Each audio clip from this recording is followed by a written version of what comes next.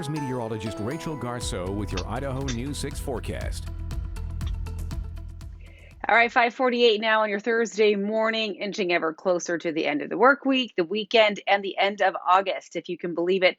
Even the end of summer, not all that far off. Look at our holiday countdown here, if you will. Labor Day, now just 11 days away. Remember, we kick off September next Tuesday.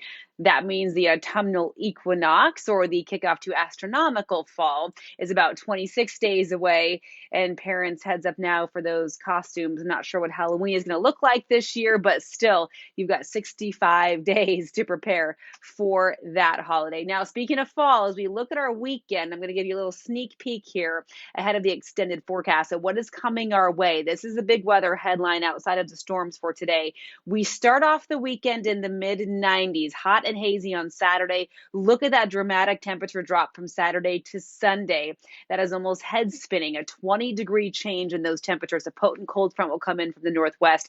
Just what we need, though, to scour out the smoke. We'll be hazy until then. Now, before the break, we talked about Hurricane Laura, now a Category 2. This is a look at the radar returns here, just the rain from this storm. The eye was over Lake Charles, Louisiana, about 3.5 hours ago. It's moved north now. You can see from Lake Charles to Baton Rouge, reaching up now towards Shreveport, and towards Little Rock, Arkansas, eventually here in the next couple of hours as well.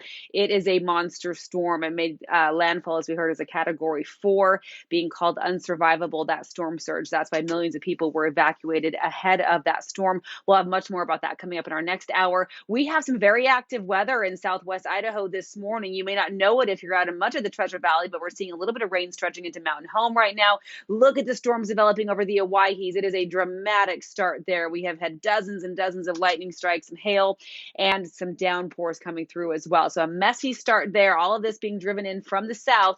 The good news, though, is we've had enough westerly flow and enough shakeup in the lower levels of our atmosphere. We've gotten rid of some of that smoke. So our air quality alert for southwest Idaho has expired. Not going to kick the smoke completely, but it should look better today, though we do see that air quality alert at least until 11 this morning for southeastern Idaho. And then we continue a red flag or fire weather warning for the Stanley Sun Valley areas because of the storms that will fire off there throughout the day.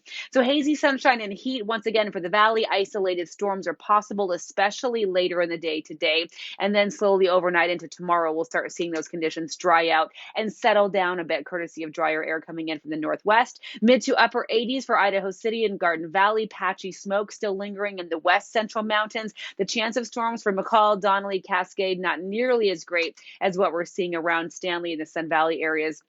So the eastern mountains will bear the brunt of the storms today. Still, though, patchy smoke and mid 70s for those regions this afternoon. Tomorrow, hazy sunshine, highs still around 90. The heat ramps up Saturday ahead of that front coming in on Sunday. So expect a windy day Sunday, very refreshing wind out of the northwest, mid 70s Sunday and Monday with a chance of some showers early next week.